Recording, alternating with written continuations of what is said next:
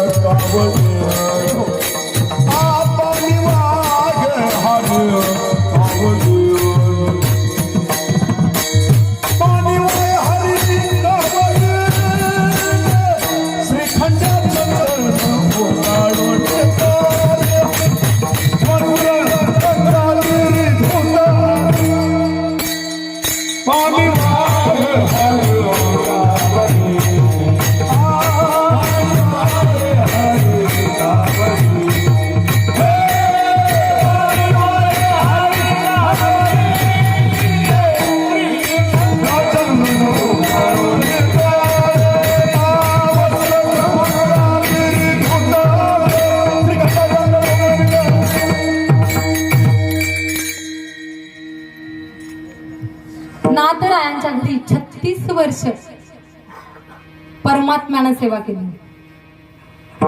किती? 36 वर्ष. फार मोठा अधिकारी पुरुष होते नाथराय, फार मोठे. श्रीखंड नावाचा नोकर ह्याच्या रूपानं. आणि नाथरायांचं महिमा इतका आघात आहे बघा. नाथराय फार गडगंज श्रीमंती होती नाथरायांची. 1200 एकराचे मालक होते नाथराय.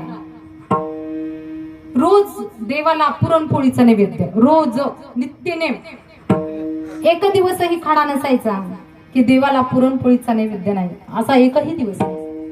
रोज देवाला तर नैवेद्य पुरणपोळीचा होताच होता, पण आलेल्या भाविकांना पंक्तीला सुद्धा पुरणपोळीचं जेवण असायचं.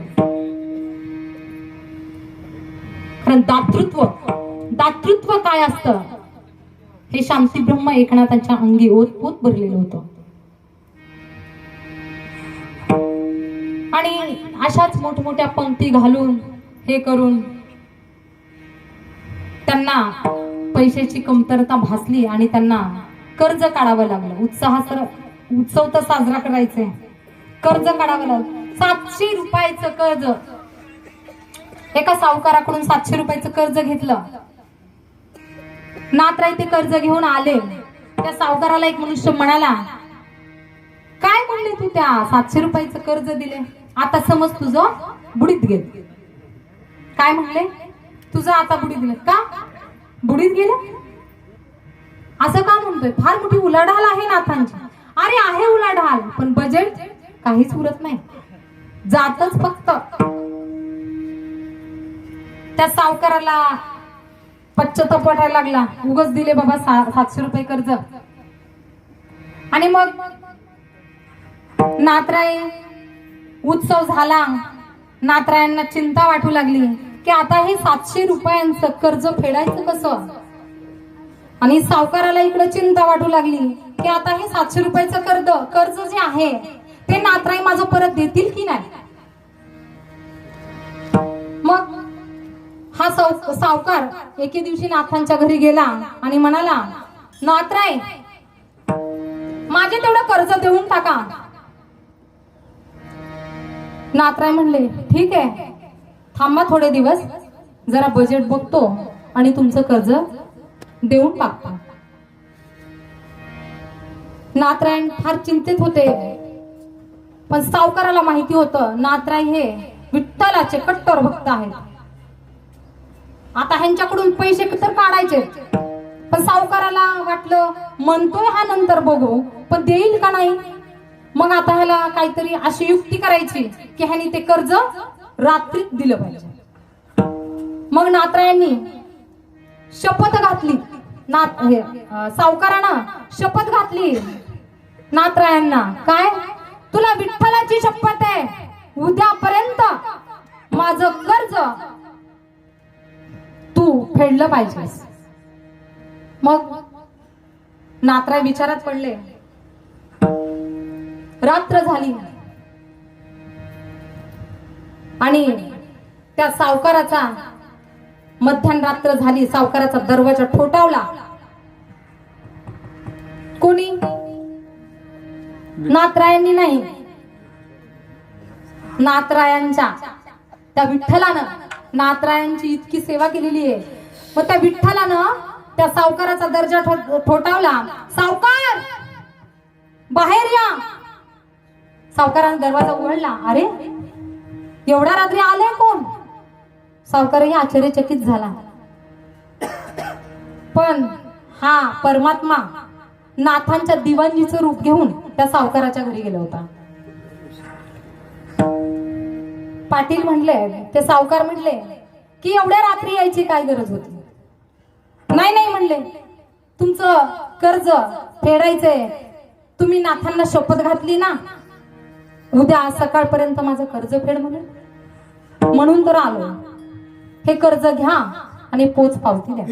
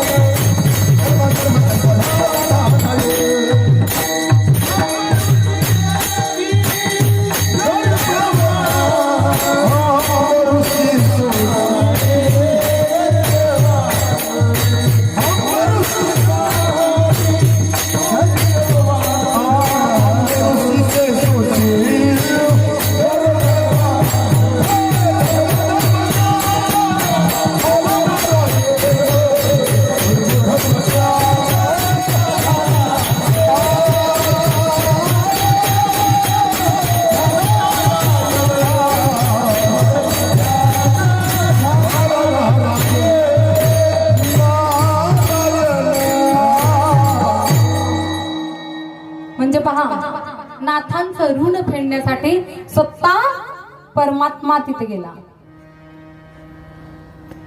आणि त्या दिवाणजी, जो परमात्मा दिवाणजी म्हणून गेला, त्यानं ते 700 रुपयाचं कर्ज त्या सावकाराला दिलं आणि सांगितलं की मला पोच पावती द्या. सावकारानं पोच पावती दिली. दिवाणजी ती पोच पावती घेऊन नाथांच्या घरी गेले आणि नाथांचं जेव्हा नित्यनेम ज्ञानेश्वरी पारायण असायचं, त्या ज्ञानेश्वरी पारायणात, त्या ज्ञानेश्वरी ग्रंथात ती पोचपावती ठेवली. मग त्या सावकाराची बायको जा नाथांच्या घरी, क्षमा मागा त्यांची.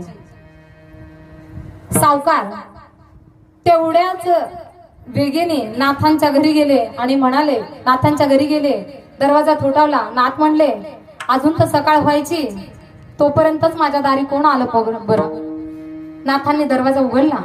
सावकार आत गेले आणि म्हणाले, क्षमा करा नाथराय, मी तुम्हाला विठ्ठलाची शपथ घातली, पण एवढ्या रात्री कर्ज फेडायला यायची काय गरज होती.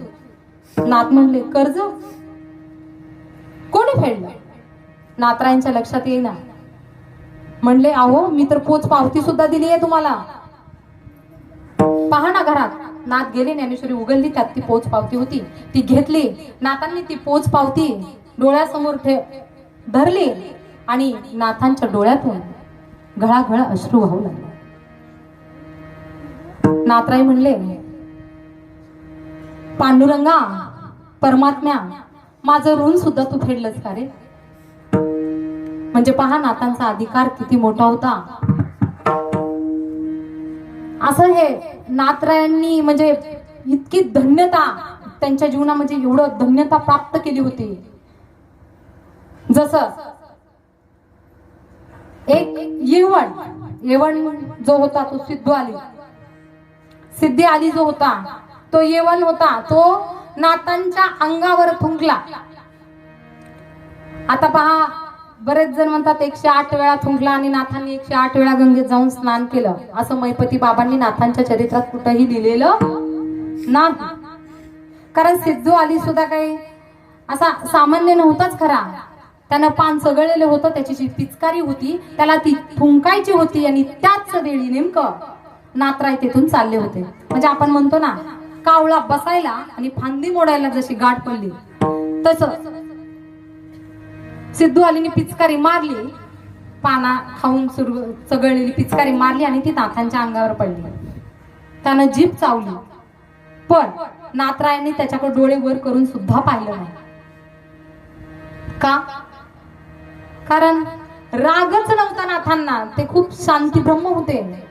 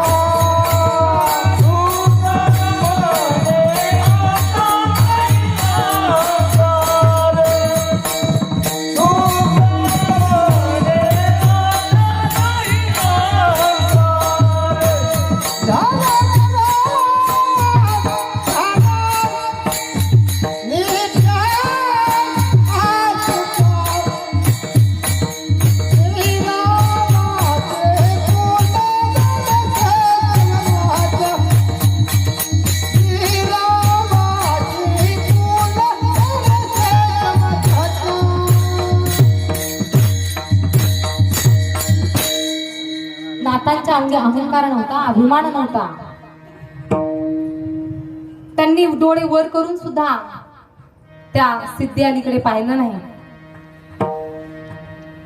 तसेच नाथ गंगेत गेले, स्नान केलं, माघारी आले, पूजेला घरी गेले, पूजा अर्चा केली, नैवेद्य केला, देवाला नैवेद्य दाखवला आणि नैवेद्याचं ताट भरून सिद्धी आलीच्या घरी घेऊन गेले. म्हणजे पहा, तो अंगावर थुंकला जरी होता तरी त्याला प्रसाद घेऊन नाथराय त्याच्या घरी गेले. म्हणजे येवण थुंकला अंगावरी, प्रसाद देऊनी केला म्हणजे नाथराय एवढे शांती ब्रह्म होते, त्यांना कशाचा अहंकार नाही, अभिमान नाही. त्या यवन फुंकला तरी त्याच्या घरी प्रसाद घेऊन गेले. म्हणजे एवढी अपराधचे पोटी घालणं म्हणतात ना ते हे. कारण नाथांच्या जीवनात कर्तव्यता धन्य आणि प्राप्तव्यता धन्य. प्राप्तव्यता धन्य या अभंगात कुठे बा? दत्तात्रेय चोपदार पुढे उभे काठी कर. म्हणजे दत्तात्रेयाला आपल्या दारातला चोपदार केलं म्हणजे प्राप्तव्यता ते धन्य आहे. आणि कर्तव्यता धन्य. येवण अंगावर थुंकलाय तरी त्यांनी आपलं कर्तव्य सोडलं नाही, त्याचे अपराध पोटी घातले आणि आपलं कर्तव्य त्याला प्रसाद देऊन मुक्त केला. म्हणजे कर्तव्यतेने सुद्धा धन्य आणि प्राप्तव्यतेने सुद्धा धन्य. म्हणून निळोबाराय शेवटच्या चरणात म्हणतात, निळा शरणांगण निळा